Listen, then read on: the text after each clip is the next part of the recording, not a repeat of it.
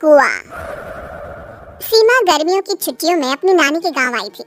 सीमा नानी के घर पहुंचने के बाद अपनी नानी के पैर छूती है और उनसे आशीर्वाद लेती है।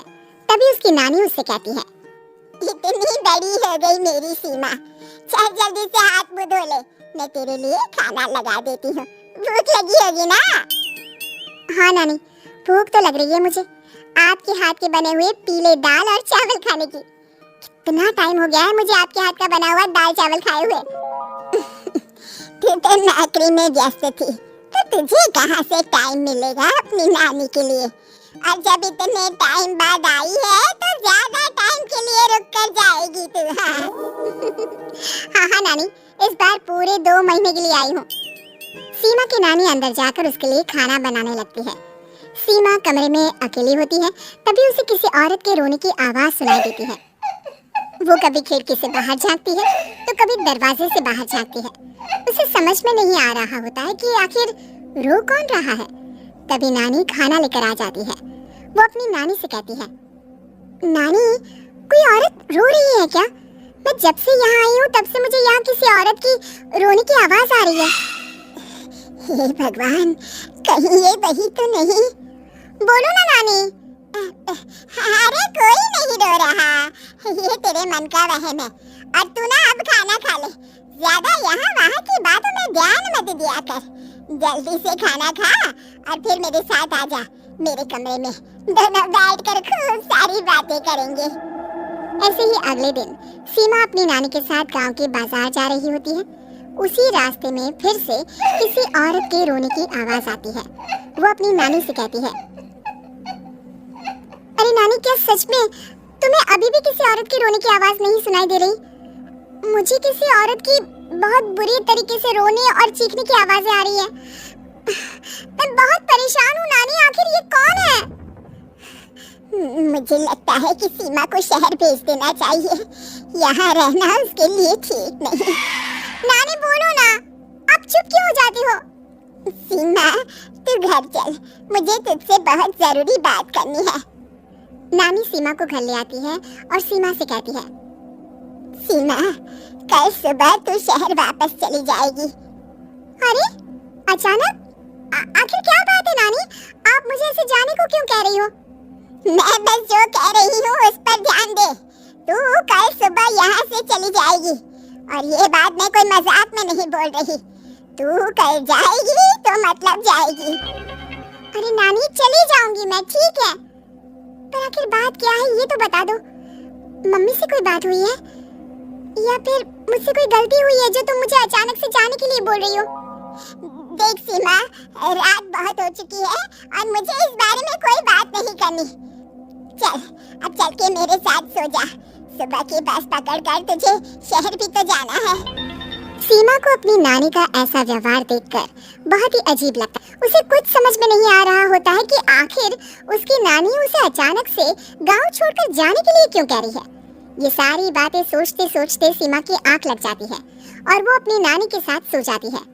ऐसे ही आधी रात को सीमा को फिर से किसी औरत की रोने की आवाज सुनाई देती है।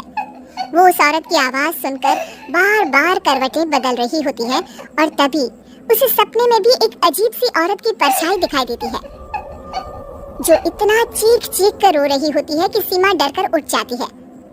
वो पूरी पसीने पसीने हो रही होती है। वो अपने आसपास देखती है तो घर में बिल्कुल शांति का माहौल होता है। सीमा घबरा जाती है। वो अपनी नानी को जगाने की कोशिश करती है मगर उसकी नानी नहीं जगती। सीमा को फिर से उस औरत की रोने की आवाज सुनाई देती है। आखिरकार सीमा अपने आप को रोक नहीं पाती और वो घर का दरवाजा खोलकर बाहर निकलती है। आखिर ये माजरा क्या है, आज तो मैं पता करके रहूंगी।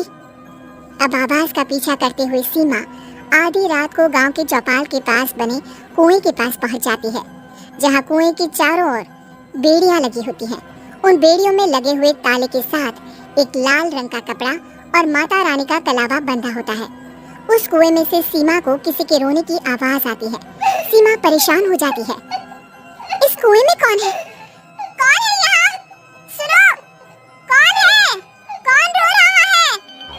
वो चिल्ला चिल्ला कर पूछती है और साथ ही लोगों को जगाने की कोशिश करती है, मगर किसी को भी उसकी आवाज सुनाई नहीं देती। अब सीमा खुद उस कुएं के पास की बेड़ियों और तालों को खोलने की कोशिश करती है और किसी तरह कुछ देर की मशक्कत के बाद सीमा उसको खोल भी देती है। और जैसे ही वो कुआं खोलकर उसके अंदर झांकती है, सीमा उस कुएं में गिर जाती है। इतने में उसकी नानी की नींद भी खुल जाती है और सीमा को पास ना देखकर नानी परेशान हो जाती है। नानी घबराकर पूरे घर में उसे ढूंढने की कोशिश करती है, जिसके बाद उसकी नानी और सभी लोग उस खूनी कुएं के पास जाते हैं और सीमा की नानी कुएं के पास खड़ी होती है। सभी गांव वालों और सीमा की नानी को सीमा के चिल्लाने की आवाज आती है, बचाओ! कोई मुझे बचाओ! मेरी बच्ची, हम आ गए, हम तुझे बचा लेंगे। नानी, मुझे यहाँ बहुत डर लग रहा है। यहाँ इंसान की कटी हुई मुंडियाँ, हाथ, पैर और कंकाल है और खून भी है। नानी, मुझे डर लग रहा है। आप सब मेरी मदद कीजिए, नहीं तो ये खूनी कुआं मेरी बच्ची को भी खा जाएगा। अरे मुझे तो ये समझ में नहीं आ रहा कि आखिर इस खूनी कुएं को खोला किसने। सालों पहले इसको इतनी मुश्किलों के बाद तांत्रिक बाबा ने बंद किया था। अरे पूरा गांव खूनी कुएं के बारे में अच्छे से जानता है, तो कोई भी जानबूझकर तो ऐसा करेगा नहीं। मतलब किसी ने अनजाने में इसे खोल दिया है भैया। सीमा को इस बारे में मालूम नहीं था और जब से वो यहाँ आई थी तभी से उसे किसी औरत के रोने की आवाज़ें भी सुनाई दे रही थी। कहीं सीमा ने ही तो उसे नहीं खोला। अगर ऐसा है तो फिर सीमा का बचना बहुत मुश्किल है। वही कुएं के अंदर सीमा रोते हुए बैठी होती है कि उसे आवाज सुनाई देती है जो कुएं के बाहर खड़े गांव वालों में से किसी को सुनाई नहीं देता।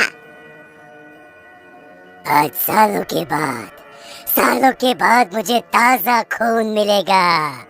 तेरा खून पीकर आज मैं अपनी प्यास बुझाऊंगा।